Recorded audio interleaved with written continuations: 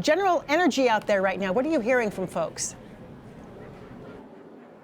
Yeah, Joyce, you heard it over the past half hour when the speeches really started.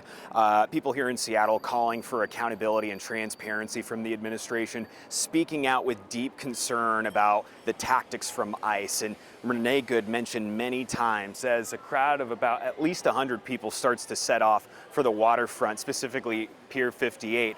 The end point for this 1.5-mile march is the Great Wheel, where the organizers say they will have a tribute for Renee Good. Included on that 1.5-mile march are stops at the Federal Building downtown. An organizer tells me there is a symbolic tossing of ice, reminiscent of the Tea Party, that they plan to put on display for us and other media outlets here covering this march.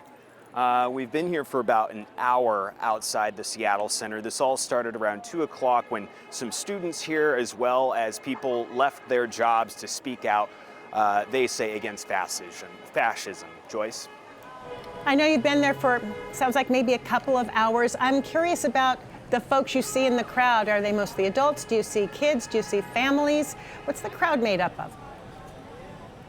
Yeah, it's a wide range of people. Obviously, we're outside Seattle Central College, so we talked to students with signs, one of them telling me that they're putting their words into actions with this march. Toward the beginning of the stream, you heard from some of the activists that joined the organizers, older adults who came together to sing about their concerns that they have seen from the Trump administration for the past year.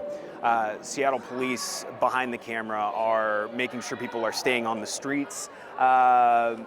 This march, Joyce, for those familiar, will go from Seattle Central College near Capitol Hill down Pine Street. This march was supposed to, according to an organizer, go through Pike Place, but obviously the city is involved. They are taking a different route, but a wide range of people here, Joyce, and really a lot of people from Seattle, obviously, but a wide range of people here.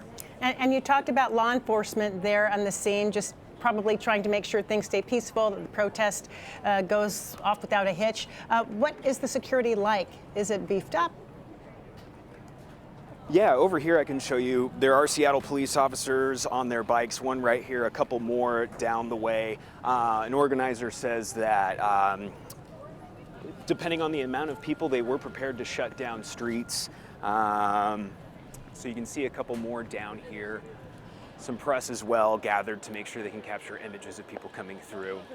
But that's the biggest concern here, is making sure no cars are coming down here. It looks like they have shut down the street here adjacent to Cal Anderson Park, Joyce. So, so far, police just making sure that there are no cars coming past the about 100 people who are about prepared to march.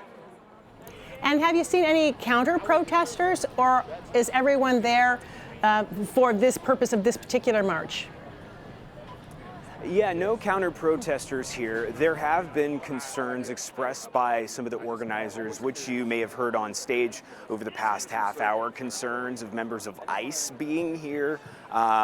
We have not seen anybody out of concern, but that is something they are definitely being mindful of here. A couple minutes ago, I think you may have heard one of the organizers telling the crowd, if you do see someone identified with ICE, to blow a whistle to get everyone's attention. That is top of mind, but we have not seen anything concerning here yet, Joyce. And I'm going to put you on the spot. Don't expect that you will necessarily have an answer, but did you hear any personal stories of anyone who had friends or family members impacted by the immigration crackdown at all? Nothing along those lines today, Joyce. Obviously, we have told those stories, but from the people I've talked to here today, one woman who spoke on stage talked about leaning on friends during this time of just political opposition. She talked about how she's been talking to a friend in North Carolina, a red state, a friend living there who's deeply concerned about Trump's actions over the past year. That's the closest account we've heard firsthand here today, other than what you saw on stage. I don't suppose you have an extra microphone handy. I'd love for you to grab a person or two standing next to you just to ask them why they're there today. Yeah, absolutely.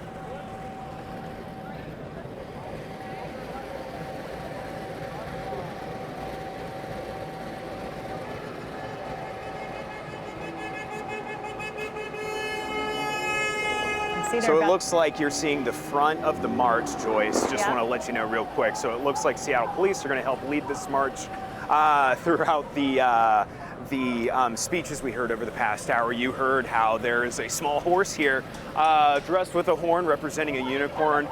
Diversity is a big theme that the organizers are wanting to get across with this march to make sure Seattle is standing with that message. As you can see that Abolish ICE banner there. But Joyce, things starting to kick off here for about a 1.5 mile march to the waterfront. All right, I'm going to let you sort of get in the line there, talk to folks who are marching. I know you're going to be part of that, and bring the story back for us for King 5 News coming up at 4 o'clock today. Alex, thank you so much.